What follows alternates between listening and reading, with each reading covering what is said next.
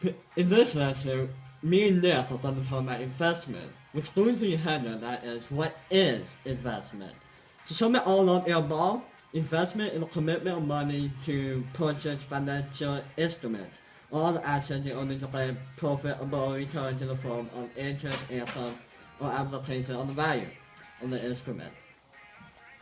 An instrument, an investment involves the choice by a person or organization such as a pension fund.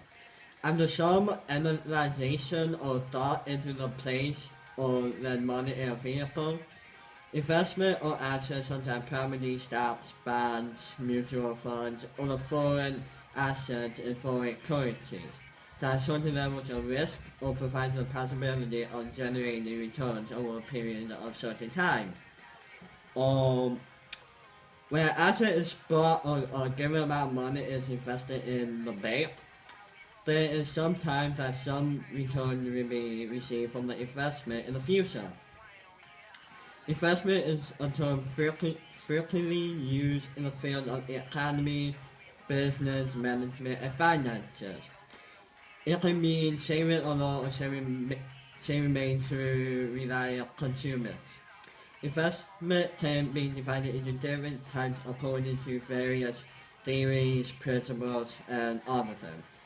While there with the various options of investment, the defining terms of investment need to be kept in mind.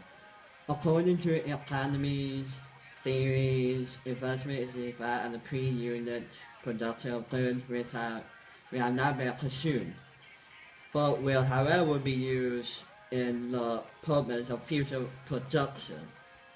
Examples of this type of investment are goods like construction of a factory or bridge that say takes over a certain amount of time, like 6 months or a year.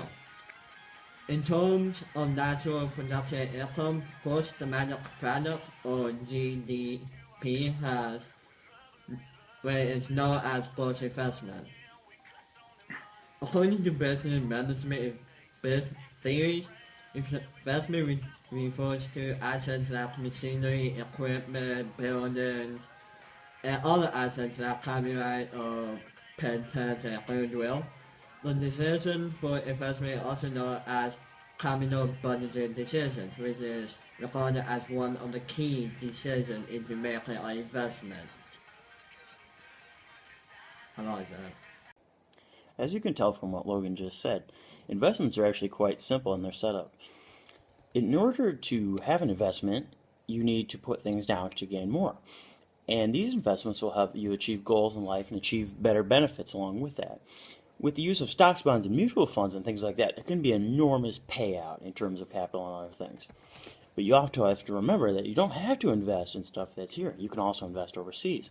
The two chief reasons why people invest overseas is because of diversification and growth.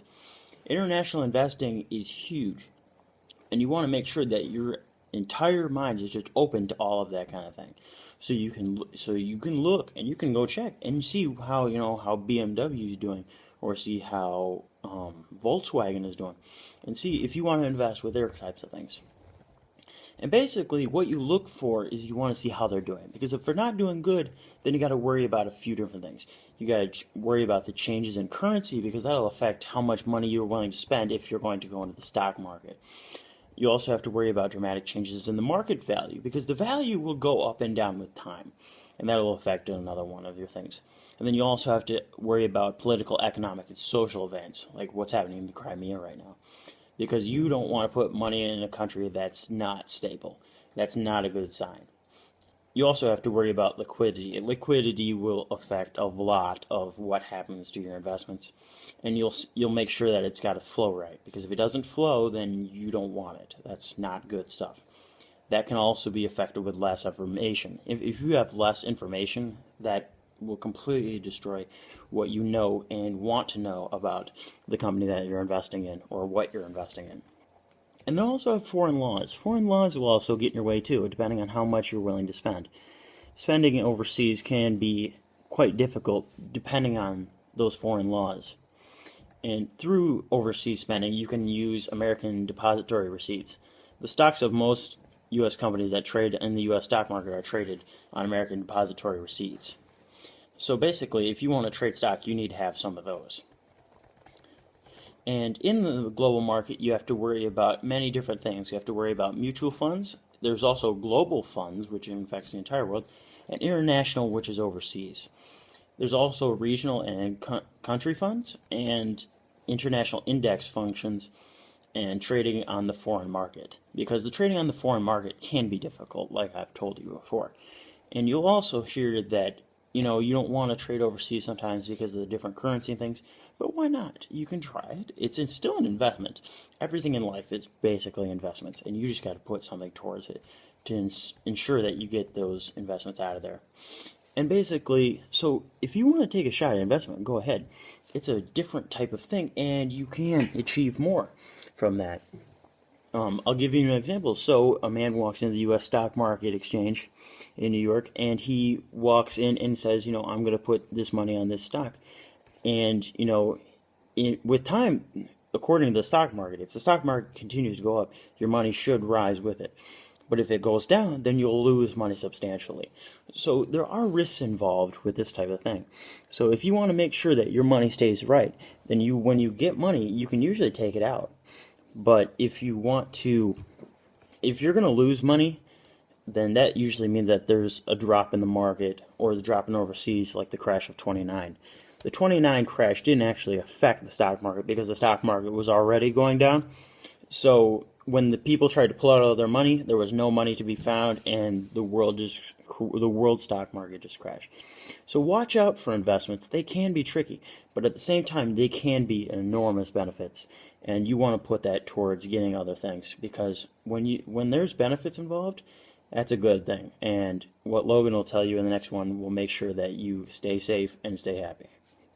Every investment you make in the near future, if it is that of property, stocks, bonds, mutual funds, each investment you make will have certain amount of risks to them. The return you hope to gain depends on the risks you are willing to take and for it.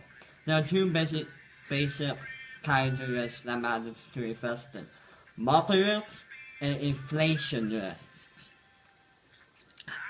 The first time and the one most investors understand best is market risk. For example, when you invest in a cyclical stock, the value of your investment depends entirely on its performance through the change in its market price and the dividend payment, which can vary due to many factors. Investment in a cyclical stock, therefore, is risky to take. And trying to avoid market risk by choosing conservation investments. However, expose your investment to the other kinds of risks is pretty much inflation risks, like me. Inflation drags down how much your retirement saving will eventually buy. You invest too much on your retirement saving, your money may not earn enough to outpace inflation.